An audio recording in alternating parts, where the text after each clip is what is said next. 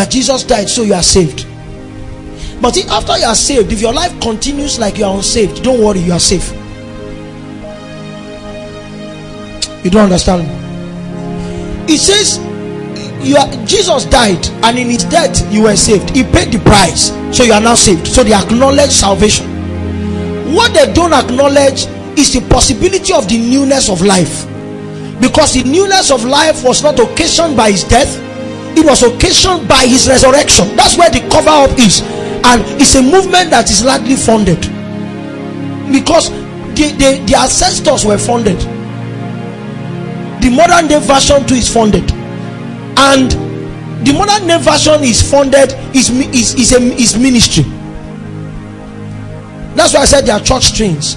But before you give them a name, because there's a name for that movement, before you give them a name, the life of the average believer looks like this testimony. Are you a Christian? I'm a Christian. But like I said in the beginning, we can't doubt that you are a child of God, but you're also a friend of Satan. The world does not understand the friend of Satan concept. That's why I use that word I used in the beginning, pombele, that the world only knows you're either light or darkness. That friend of Satan, child of God, is gray.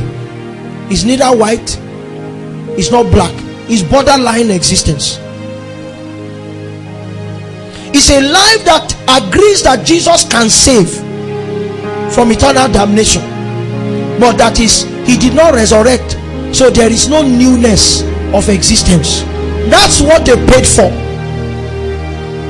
And many times when we gather on Sundays or gather during the week, what sits on the pew, sometimes what preaches behind the pulpit, is a strange witness that says I am saved, so I can touch some things in God, but my life cannot change because it did not resurrect.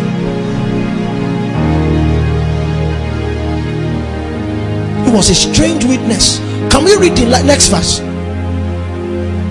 So they took the money and did as they were taught, and this saying is commonly reported among the Jews until this day. It means it's a sustained strange witness.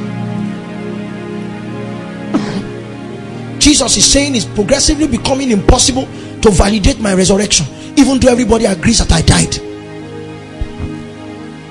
That when we do Easter, it's majorly an advertisement of his death. There is no witness to his being alive, because those who were called to witness to it have no proofs of his life. We agree that he died for a kingdom, but our lives also prove that he did not gain a kingdom. So he still waits, according to the writings of Isaiah chapter 53, that he shall see. We have not given him the privilege to see the travail of his soul and be comforted. We keep living lives that betray him, and when we live contrary to his dictates, what we are saying is, thank you for dying, but the grave still holds you. So Jesus had to visit his disciples, that there is an urgency in the spirit to see a set of functionaries emerge, and the assignment will be that by life and by the potency that is attached to their lives, they can tell people that he's not in the grave. You will become replicas of me. He didn't say you shall witness about me. The assignment was not to tell people Jesus resurrected, Jesus resurrected. Their assignment was the things that Jesus did in his earthly days bring us the same problems, we solve them. His potency lives in us. Look at our lives. So strong were they witnesses that in the city of Antioch, the Bible said the disciples were first called Christians, because people looked at their lives and they found that they were different. And what is normal in life is when you see somebody living differently, you become an explorer and you try to unearth the source of his difference. They traveled far and they went to the source, and they found that their source was Christ.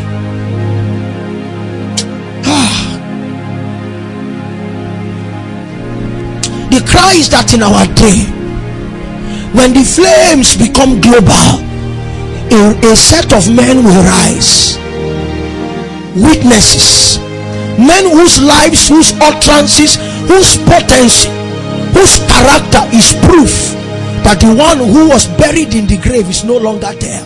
He lives in